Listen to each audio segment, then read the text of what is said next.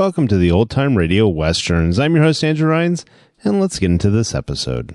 This episode is going to be Tales of the Texas Rangers. Original air date is September 9th, 1950, and the title is Dead or Alive. Hope you enjoy, and thanks for listening. Presenting Joel McCrea as Jayce Pearson in Tales of the Texas Rangers.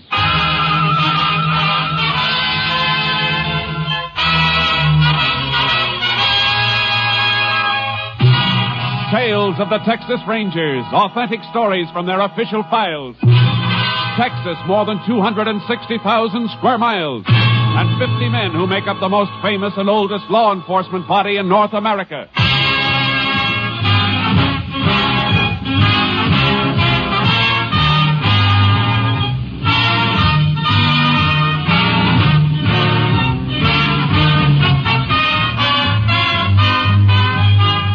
Now, from the files of the Texas Rangers come these stories based on fact.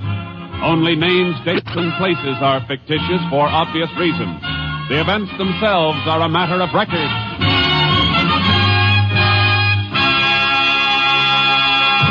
Tonight's transcribed case, Dead or Alive.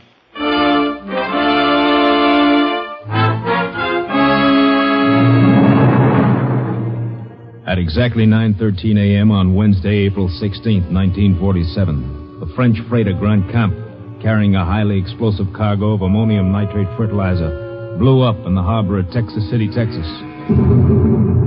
It was the first in a chain of explosions as chemical plants, tin smelters, and oil refineries disappeared in blasts and flame. Shortly after 1 a.m. the next morning, the major chain reaction was set off. The explosions rocking the city of Galveston 10 miles across the bay, where excited crowds gathered in the streets watching the raging, flame-pierced sky. Extra! Texas City death toll, 300. Hundreds more missing. Scores of bodies unidentified. Paper, mister? Yeah, give me one. Here. Read about it. Unidentified dead toll. Still mounted. Where are the names, Vance? Where's the list of the dead? Well, they only got a few of them identified. Well, is Ralph's name there? Wait a minute. No, he's probably all right.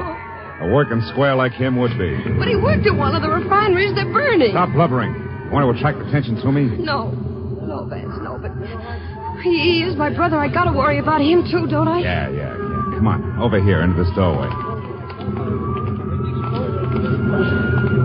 Look at that blaze over there across the bay. What a spot to clean up. Money, jewelry must be laying around the streets. Just wait. Vance, you're crazy. There'll be police there, rangers. You're in enough trouble now. Yeah, Liv, you're right. But I'm getting out of it now, for good. And that place over there is going to do it. Maybe your brother Ralph is one of the dead they haven't identified. You got to go there, baby. If he is, you'll have to identify him. Oh. If he is there, in with the ones they don't know. There's nothing you can do to help him. But you can help me. Vance, what do you mean? Well, if you find him there, baby, you can identify the body and say it's mine. Vance. You want me in the clear, don't you, baby? They won't be chasing after me if they think I'm dead, don't you see? But my own brother. What are you asking me to do? I'm asking you to do as you're told. If you want to walk out on me, go ahead. But if you don't, you're going to want me to keep on running for the rest of my life? Or let them get me and send me to Huntsville for 10 to 20? Oh, I don't want anything to happen to you, Vance. You know that. Well, then show me, baby. Show me. You can't help Ralph if he's over there, but you can help me, don't you see? I'll get out of here tonight. And I'll let you know when to meet me. Maybe at that resort place we passed near Lake Blue Water. We'll be free, baby. You and me. Free from there on. But how? What'll we do for money? That'll be taken care of, too. There's a safe in Landstone. I've been itching to get at it for a long time. One last box job, baby, and enough to see us through. Now go ahead right now. And remember, if you find your brother, he ain't Ralph Brenner. He's me, Vance Young. And come back, pack up, and stay put till you hear from me. From then on, it's gravy. Nobody ever arrests a dead man.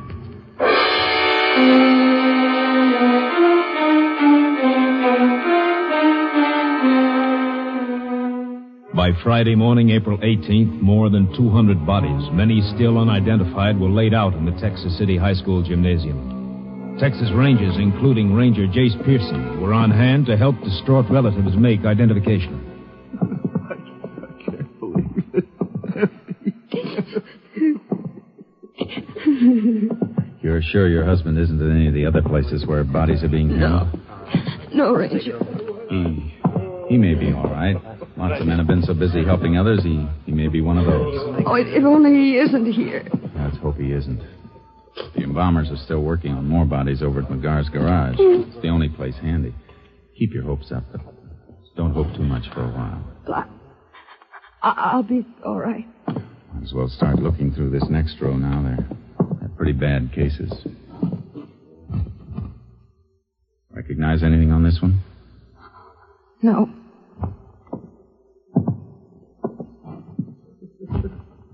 This? No.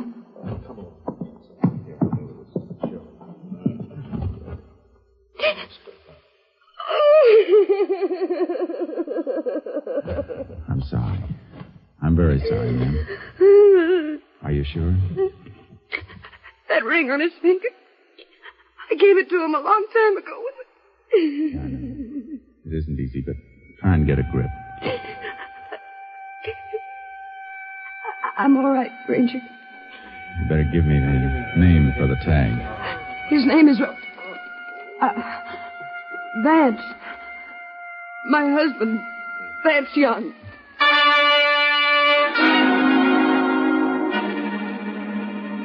Vance Young. The name burned in my mind like a branding iron. There was no time to ask her, and yet I had to ask. It was part of my job. I waited until we got out into the street. There's some information I have to get from you, Mrs. Young, about your husband. All right. Did he have a criminal record? Yes. Did you know we were looking for him? For a string of safecrackers? How does that matter now? He's dead, isn't he? Yes, I'm sorry, Mrs. Young. You'll find some men at the desks in that building across the way. They'll help you with funeral arrangements. All right. Thank you very much. Vance Young. Jayce! Hey, Jayce! Huh? Oh, hello, Kurtz. Captain Simpson wants us. Where is he? The mobile unit? Let's go. I'll be glad when this assignment is over. I hope we never see another one like it. Yeah, I've helped with 5 identifications today. You stand there with somebody and see their life fall apart because of a freak accident. Woman who just left you, she find somebody? Yeah, her husband. Kurtz, it was Vance Young. Vance Young? The knob knocker? Yeah. Looks like the explosion ended his case for our files. Don't you think we better check the body for prints and marks? He got it too badly. She identified him by a ring. Unidentified bodies give a knob knocker like Young a big chance to disappear. I thought of that, too. Except for one thing. That woman's grief was real. She wasn't faking it. A week passed. A week of horror and nightmares till the fires in Texas City were controlled and stopped. And men with tight lips and grim courage started to rebuild the ruins. Most of us Rangers went back to regular duty in our regular areas. Then one day, while Bud Kurtz and I had just finished a routine job and were driving back to headquarters, a call came through via shortwave. KTXA to Unit 10. KTXA to Unit 10. Unit 10 to KTXA. Go ahead, KTXA. Unit 10, proceed immediately to Landstone, Texas, Arthur County. Safe of mercantile store burglarized there at 4 a.m. today. Crime reported by owner when store opened at 9:30 a.m. this date. Any lead on responsible subject? Subject unidentified, but known to be one man working alone, according to information given by watchman. Watchman was overpowered, being treated at Landstone Emergency Hospital. Units 10 and 6 proceeding to Landstone. We'll keep KTXA informed. Unit 10, 10-4. Assignment authority, Captain Stinson. KTXA Austin. Landstone, about 40 miles, Jayce. Yeah. Knob-knocking job, huh? Yeah. At least, though, there's one safe specialist we can eliminate right from scratch on this one. Who? Vance Young. Oh, yeah, I almost forgot about him. Dead men don't rob safes, do they?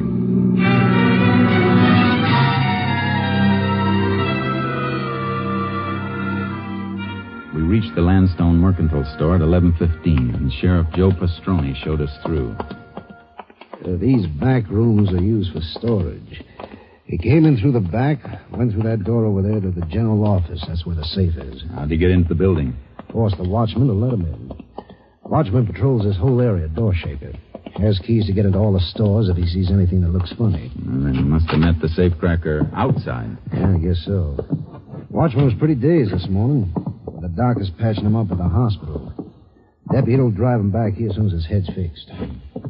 Now, as you can see, been over everything for fingerprints. You find any? Sure, hundreds. They probably all belong to employees of the store. Best bet is to check the prints on the safe first. Already did that. Only 2 sets. Owner of the store and the bookkeeper. Well, that won't tell us anything, Jayce, unless one of them robbed the store. Isn't likely. Better have a look at the safe now, Sheriff. Sure thing. Last office back here. What make is the safe, Sheriff? It's Will's Atlas, new model. It's a tough box, Jayce. Steel and wrought iron plates and more alarm wires than a marionette show. Yeah, but a good safecracker could divert the alarm circuit without tripping it. Then the box is a cinch because he's got the wire holes to start working on. Here we are.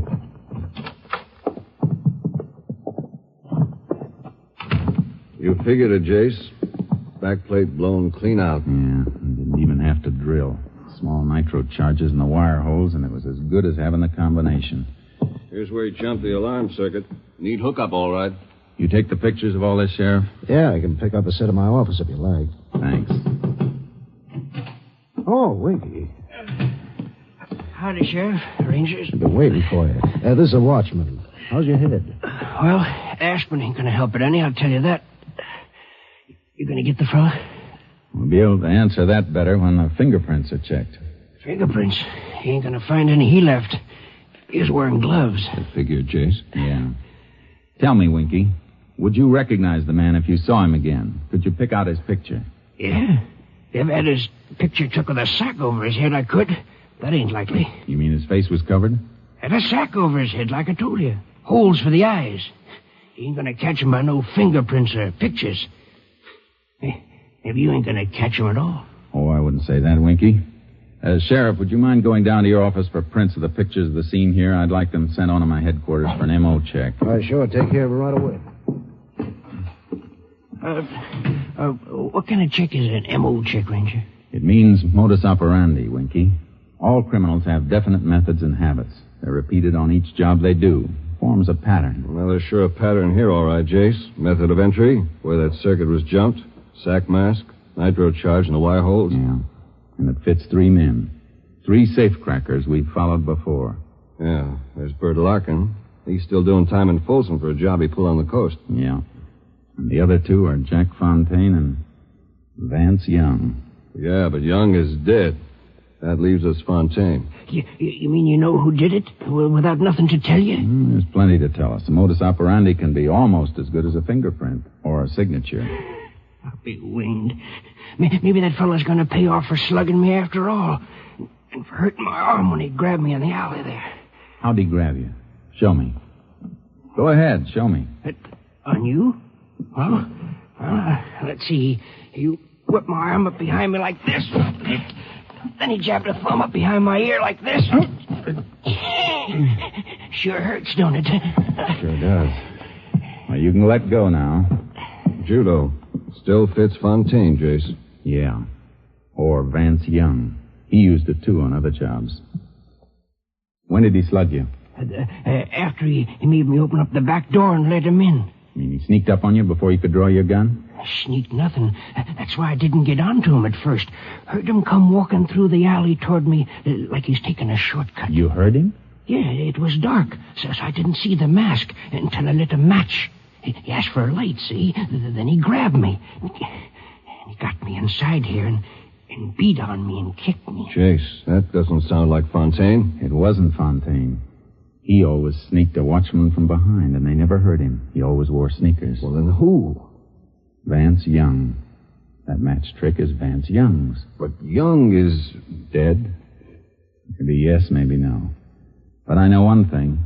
I'm going to find out.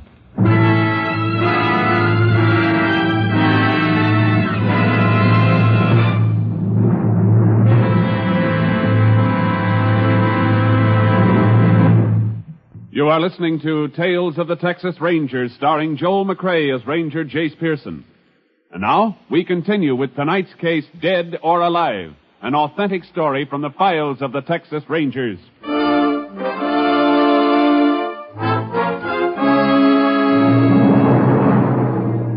I headed for Texas City and Galveston.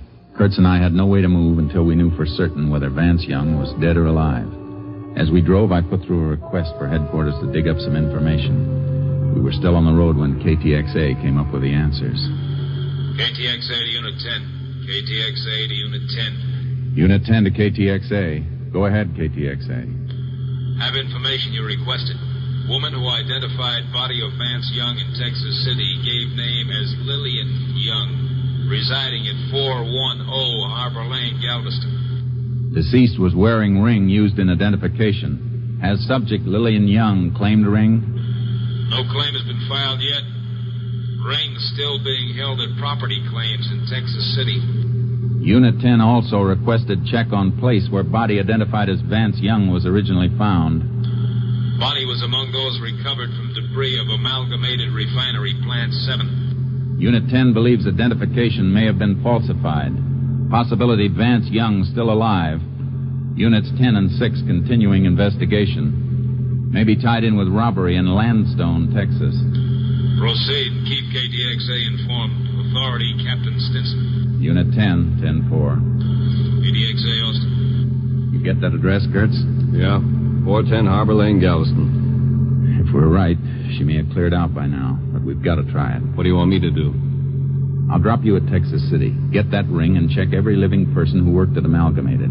See if any of them remember that ring and the man who wore it. Right. I better call KTXA again, have that marriage record traced. Find out when and where that woman married Young. What her maiden name was, everything we can get. We'll be in Texas City in a couple of minutes. I can start the check from there and bring the information to you where we meet. A Harbor Lane address in Galveston.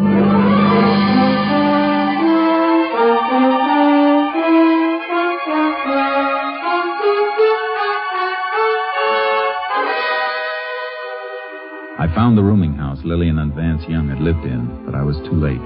Lillian Young had checked out the day before. The landlord showed me the room. They lived here 5-6 months, all told. You get to know the husband very well? I tell you the truth, Ranger, I hardly ever saw him. Only time he ever left the place was at night. His wife said his eyes got hurt in the war or something. The sunlight bothered him. When did you see him last? When they moved out? No, he wasn't with her then. Last I saw him was, he went out about a week ago. Night of the big blast over at Texas City. Cracked the wall plaster here. Are you sure you didn't see him after that? Oh, I'm positive. I don't think he ever did come back. Didn't even hear no talking from the room. Just her. Crying an awful lot. I see. She decided to leave kind of sudden? Oh, like a jackrabbit hearing a hound dog. Left for work yesterday morning, came steaming back about an hour later. Give me the keys, pack up, and left. Came back from work. You know where she worked? Yeah, I do. She was a waitress. The Bayshore Diner. Bayshore Diner. Thanks.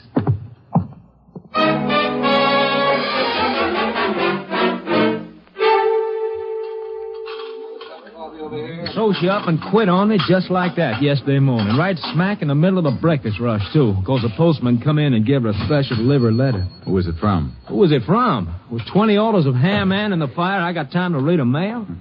All I know is she leaves me the serving, the dishes, and the cleaning and everything. Stop beefing, Chuck. That little old gal had trouble. Yeah, you should talk. All you got to do is drive one cab. You don't have the serving and the dishes and the cleaning and everything. Why don't you find yourself a little old chaplain to hear your troubles and give me some coffee? Come on. Okay. Maybe you can tell a ranger more about Lil than I can. Hanging around her, making eyes at her all day. You took her out when she left here. Is that right, driver? Did she leave here with you? Well, she hired my cab, if that's what you mean. Where'd you take her? Well, I took her home. Waited while she packed some things, then rushed her to the bus depot. She said somebody in her family was sick and she had to go help them right away. I guess that's what the letter was about. I was sitting there having my breakfast like I always do, and I understand. But what about the bus depot? You know what bus she caught? The northbound toward San Antone. Cut it mighty fine, too. Got there just about a minute before the bus pulled out. Would have made it a lot easier if she didn't make me come dashing back about a mile after we left here. Back here to the diner? No, back to the laundry down the street. Guess she had some stuff in there. Although she didn't bring a bundle out with her. Then on top of that, she says she can't pay me. Not that I'd mind, except for the 10 extra blocks back to the laundry. I could have put the flag back up if she told me beforehand. You say the laundry's right down the street? Yeah, about half a block. Thanks. I'll walk down. Hey, Jayce! Hi, Kurtz. Fellow at the rooming house told me you came down here. Yeah. Find out anything on that ring? Plenty. A couple of men who worked at Amalgamated recognized it. Belonged to a plant man named Ralph Brenner. Then it wasn't Young's. No. I got that rundown on Young's wife. Her maiden name was Lillian Brenner. The guy she identified was her brother, not her husband. Then that's why she was broken up. I knew that part wasn't an act. Come on. Where are we going? We're going into the laundry business.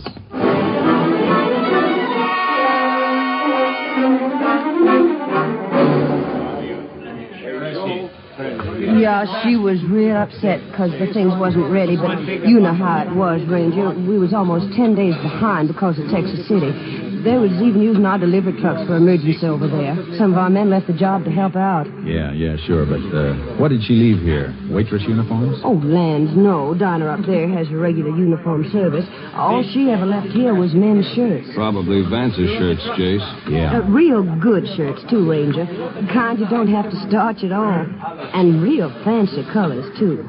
Dude wouldn't want to be found dead in some of them. Did she say she'd be back to pick them up? Oh, no. She asked me to send them to her, COD. Said she needed the money she had on her for traveling. Shirts like that, you'd think her and a man was living off the top of the hog, but... Sure, but did she give you an address? Oh, yeah, I got it right here in this book. Right here. She wrote it down herself. General delivery, Lake Bluewater. The shirts are ready now. I'm going to mail them out tonight when I leave. We'll save you the trouble. Wrap them up, and we'll deliver them for you.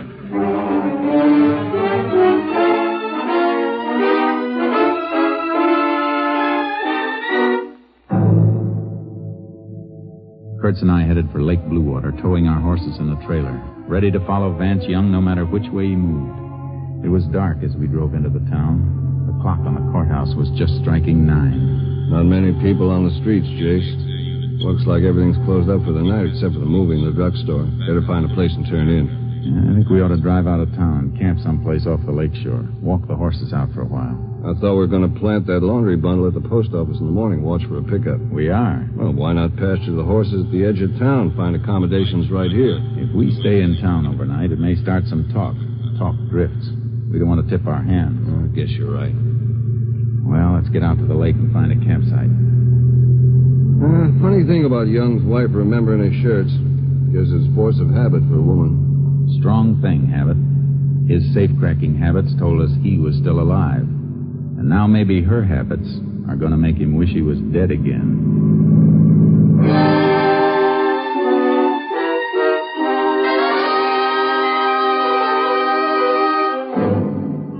We took the road for the lake, past the summer cottages skirting the shore on one side of it. Then as we rounded a curve and passed a house and a group of resort cabins, I spotted something. Hey, Jayce, what's the matter? I saw something. Wait till I back up. Headlights picked it up as we came around this curve. There. Look at those. All I see is the back of a few cabins, some wash on the line. Look at those 2 shirts on the end of the line. Look like a couple of rainbows, even in this light. Hey. That's the kind of color scheme Vance Young goes in for. Shirts we have in the laundry bundle are just like those. Lights on in a few of the cabins. I'm going to leave the car here while we have a look at those shirts. Horse trailer will make too much of a racket if we drive in. Yeah, no chance of being taken for tourists with that on the back. Better cut the motor and douse the headlights. Yeah. What was the laundry mark on those shirts we've got? 410 mark. That was the number of their house in Galveston. Come on. Let's see if we can find it on that line. And close the car doors easy. Right.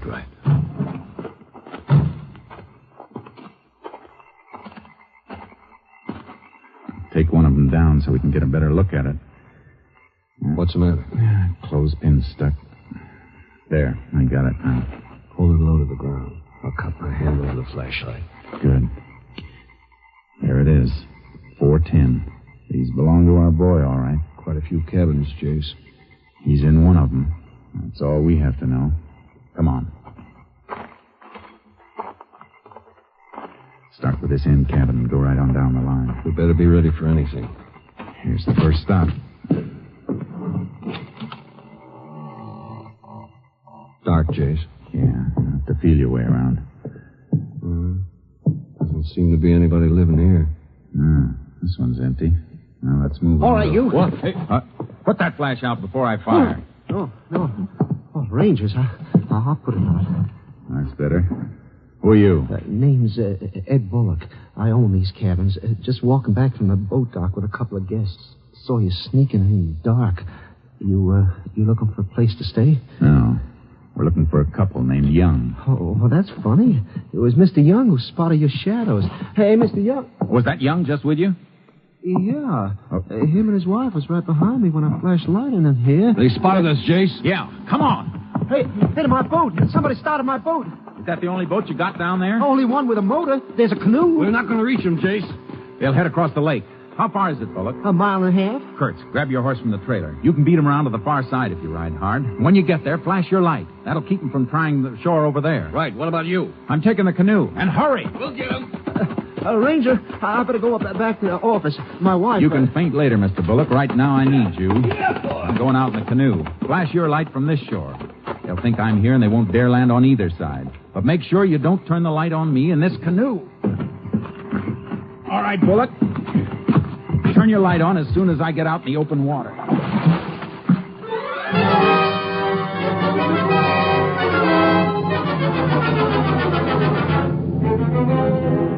paddled the canoe toward the center of the lake. Kurtz beat the Youngs around to the opposite shore, and I could still hear their motor when I saw the beam of Kurt's light. The Youngs saw it, too. The beam wasn't strong enough to reach them, but I heard the boat in a turn, and the motor came back toward me for a moment. Then it went dead on the dark water. What'd you stop the motor for, Vance? Shut up. They're waiting for us on each shore. But their lights don't reach us. Thanks, we gotta get out of Will here. you shut up and let me think? There's a little wind. The boat will drift to the far end of the lake. But that's so slow. Well, what do you want me to do? I can't swim like you can. Why can't you use the oars? Because the oarlock squeak, stupid. They'd hear him. Yeah, there's only two of them. They can't cover the whole shore. Gee, Vance, it's so dark. And Hey, I hear something. What? Something in the water. You're crazy. Can't you see the lights on the shore? Well, Vance, I do hear something. I see it. It's a canoe. What? Don't move, Young. I'm coming into your boat. What, you? I'll drain you with this oar. Look out! Help! Help! Let go of me. Let go! Oh. Hey, have you got him? He can't swim. Where he's going, it won't matter. Grab onto the canoe and kick for shore. I got a nice dry shirt waiting for him.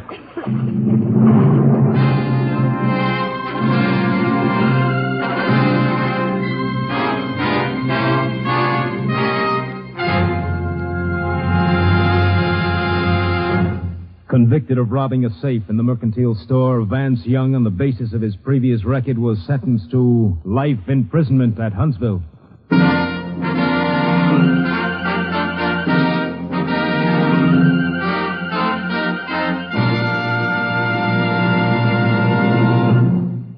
This is Joel McCrea.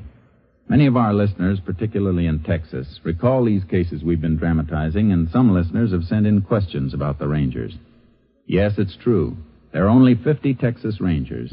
And to show you how busy these Rangers are, from 1946 to 1948, the Rangers handled nearly 17,000 cases.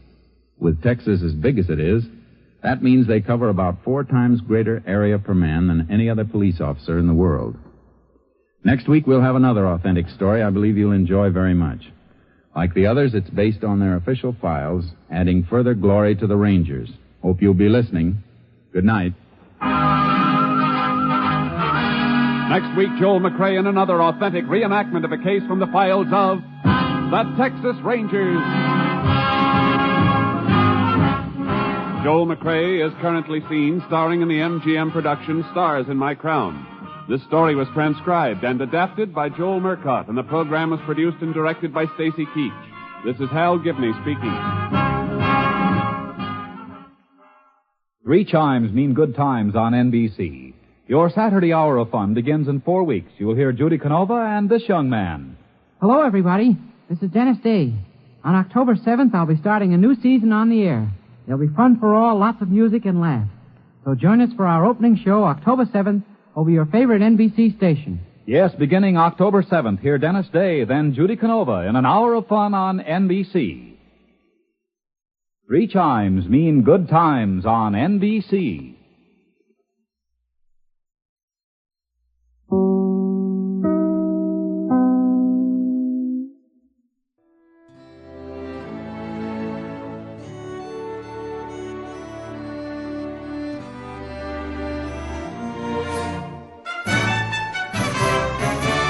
This has been a presentation of OTRWesterns.com, and we hope you enjoyed. Please take some time to like and rate our shows in your favorite podcast application. Follow us on Facebook by going to OTRWesterns.com/Facebook. Join in the conversation by going to OTRWesterns.com/Discord. And don't forget to send us an email, podcast@OTRWesterns.com. This episode is copyright under the Attribution Non-Commercial Share Alike copyright. For more information, go to OTRWesterns.com/copyright. Have a great day, and again, thanks for listening.